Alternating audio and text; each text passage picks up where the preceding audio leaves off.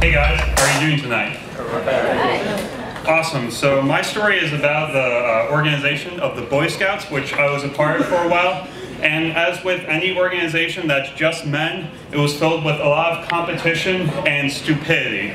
So that's kind of my relationship with this frenemy, which was more of a competitive friendship. So we're going to call him Adam for this story. And when I entered the Boy Scouts, I was just a young boy. If you can believe it, I was about this tall.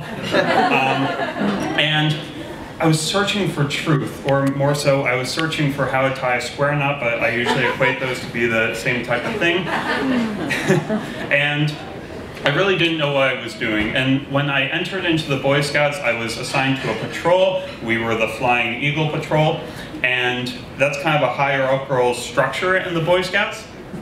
And Eli, sorry, I just gave away his name. His name is Eli. You know, the story is going to be a lot more truer if I actually say his name, so we're going to continue. So Eli had entered the year before me. And for some reason, just entering the year before me gave him some sort of authority over me. I didn't really understand that. He was a couple ranks higher than me, but he didn't really have any sort of position. But he pretended like he knew it all, and I was an insecure Boy Scout, so I kind of needed that. So Eli kind of taught me some things, but he also really liked to take advantage of the fact that I didn't really know what I was doing. So sometimes he would just ask me to do push-ups for no reason, and for some reason I thought it was a requirement for the Boy Scouts, like maybe that's why I didn't get first class yet. So I would do push-ups. I didn't really gain any muscles, still haven't to this day. And he would make me do all these rigorous physical exercises and they didn't really matter. At one point at a first aid competition, he tried to convince me that he successfully convinced me that sore joints was a very dire medical condition.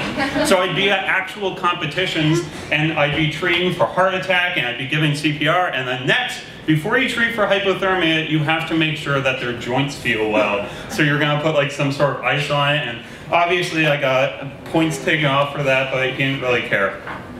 But the focus of my story is going to be when I proved to Eli that I was really tough stuff, that I wasn't gonna put up with all this crap that he was throwing at me with all the push-ups and everything. And it came on a field day, and a field day is kind of like an organization of outdoor events. And again, he was in my patrol, so we were kind of on the same team, but we had this metaphorical competition, like an individual competition. Some of the competitions, you would actually have 2 teams for each patrol. So we could actually kind of compete against each other even though we're working for the same goal.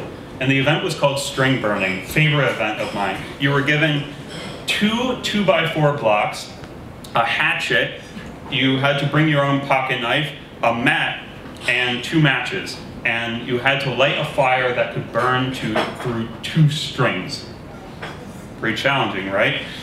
And I had a partner, and Eli had a partner, and we were next to each other, and if we both placed, then that was good, but we were still kind of in competition. So the whistle blows and I start going away. I happen to have the hatchet and my partner is using some of the wood to cut off shavings, which he'll then use as tinder, and we'll light the fire and everything will be nice. But I forgot about one rule, or more so, I was careless, and halfway through the chopping, I noticed my hand was bleeding.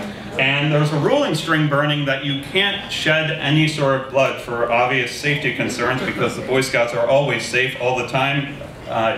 And so I was bleeding, and oh gosh, like I'm in crisis mode. Like, how am I going to hide this from people? If someone sees it, they're gonna try and get me disqualified. So I kind of put my hand behind me, but then I look over, and Eli is staring right at me, and he kind of has a smirk on his face, and he knows what's going on. He's like, yeah, you lost. And I was like, shoot, I lost. And I kind of paused for a second, but then I had this resolve. And for some reason, I knew in that moment that the epitome of my conflict with Eli was that moment, whether I could win that competition and prove that I was tough. So I looked back up at him, and I got this own smirk, And I started chopping away. And I hid my hand in my back pocket, and there was all this blood everywhere. It was kind of disgusting, and my partner saw it, but Eli wasn't going to give it away because, you know, then we would lose the competition for the entire patrol. So we kept going, and we kept going, and by the end of the competition, my hand was completely covered in blood, but we won 3rd place. And Eli won 1st place, and our patrol ended up winning all of field day. And I think he saw something in me. He saw, you know what, this kid is really tough, he's really resilient, and he really knows how to get the job done. So that kind of resolved a lot of our differences. And I think if there's something that you guys want to take away, if there's a moral of this story, it's that men usually resolve conflicts with sharp tools and bloodshed. So thank you.